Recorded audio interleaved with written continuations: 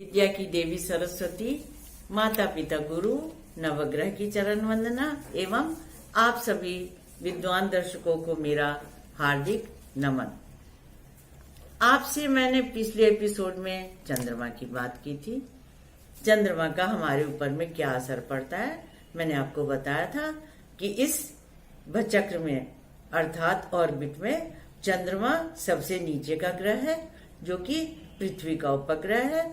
वो हमारे मस्तिष्क पे बहुत ज्यादा प्रभाव डालता है और गुरुत्वाकर्षण के कारण समुद्र का हाई टाइड लो टाइड की भी बात मैंने आपको बताई थी। तो चंद्रमा मनसो जाता, हमारे मन का कारक चंद्रमा होता है और मन से रिलेटेड जितनी बातें होती हैं उसका हमारे ऊपर में बहुत ज्यादा असर पड़ता है। चंद्रमा के कारण ही अवसाद की स्थिति हो जाती है, आदमी डिप्रेशन में चला जाता है और चंद्रमा के कारण ही 99% ल्यूनेसी अर्थात पागलपन, इसके साथ ही 99% जो आत्महत्या लोग करते हैं वो फुल मून में करते हैं, क्योंकि चंद्रमा उसका कारक होता है। और अवसाद जो है डिप्रेशन वो 99% जब नो मून अर्थात अमावस्या को। हमारे ऊपर में आत्मनियंत्रण की बहुत कमी उत्पन्न कर देता है। चंद्रमा अगर कमजोर हो तो एंजाइना पेक्टोरिस, इसके साथ ही एल्जाइमर, इसके साथ ही पार्किंसंस डिजीज तथा ल्यूकोडर्मा भी हो जाता है। आप तो जानते ही हैं कि हृदय जन्य बीमारी है एंजाइना पेक्टोरिस। तो अपने जहां थोड़ी सी कमी आई चंद्रमा में अपनी सोच में, बस आदमी उससे परेशान हो जाता है। चंद्रमा जैसी उसकी गति होती है, अमावस्या तक वो नो मून हो जाता है प्रतिपदा कृष्ण पक्ष की, तो आदमी बहुत कम उत्साही रहता है और अमावस्या आते आते एकदम कम उत्साह हो जाता है। जबकि अमावस्या से निकल करके और फिर जब फुल मून की ओर बढ़ता है तो अत्यधिक उत्साही हो जाता है। चंद्रमा की गति के समान ही आदमी कभी तो बहुत प्रसन्न रहता है और कभी बहुत ही परेशान हो जाता है।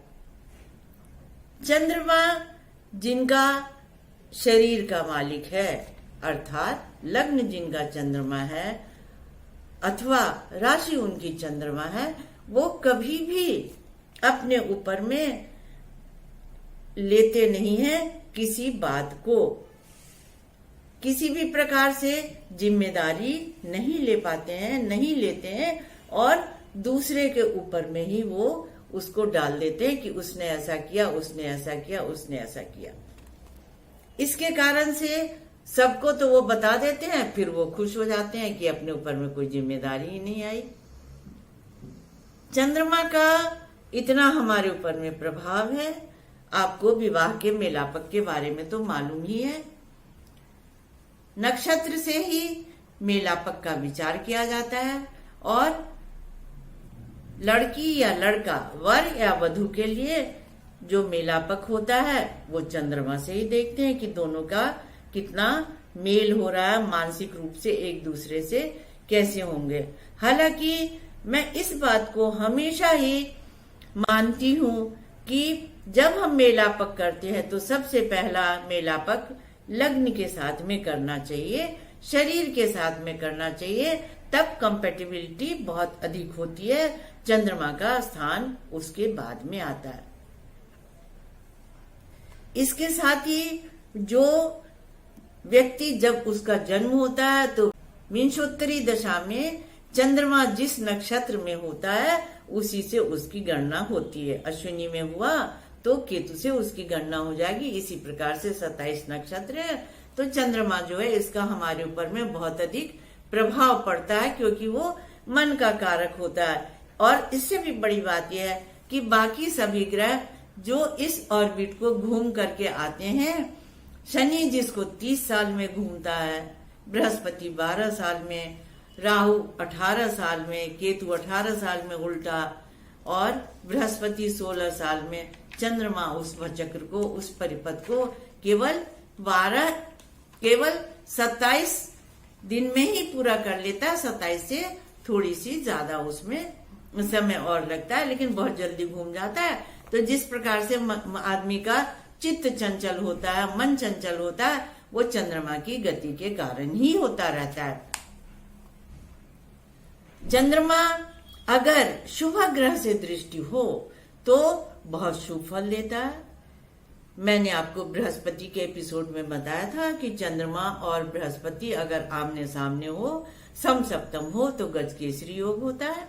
बृहस्पति की दृष्टि चंद्रमा को बहुत ही बलवान बनाता है। अब लेकिन शर्त यह है कि चंद्रमा राहु के साथ और बृहस्पति केतु के साथ, अथवा चंद्रमा केतु और राहु के साथ बृहस्पति न हो। इन दोनों समय पर वो दूषित हो जाता है। वैसे बृहस्पति की दृष्टि उस पर बहुत शुभ फल देता है। इसके साथ ही जो ग्रह गोचर का विचार होता, आप सबने शनि की 7.5 तो सुनी ही होगी। तो राशि से ही ग्रह गोचर का विचार करते हैं।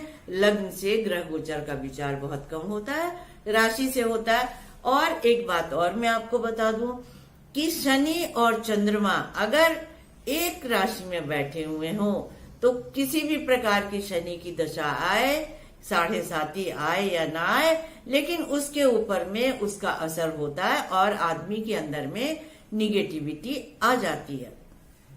चंद्रमा अगर राहु या केतु के साथ में रहता है तो आदमी की याददाश्त बहुत कमजोर हो जाती है और आदमी को पहचानने में तो उसको और भी ज्यादा कमी हो जाती है।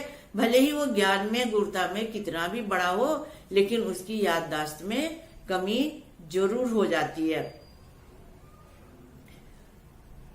चंद्रमा जितना बलवान हो, आत्मशक्ति उतनी ही अच्छी होती है। अपनी आत्मा को बलवान करें। वैसे तो सूर्य आत्मा का कारक होता है और चंद्रमा मन का कारक होता है, लेकिन दोनों के मेल से ही आदमी चल सकता है।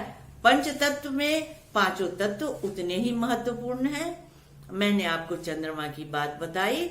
आप अगर चंद्र के प्रभाव में हैं तो अधिक से अधिक सफेद वस्त्र पहने तो आपको शुभता आएगी। मैं आपको और भी आगे जानकारी देती रहूंगी। तब तक के लिए नमस्कार। Stay tuned.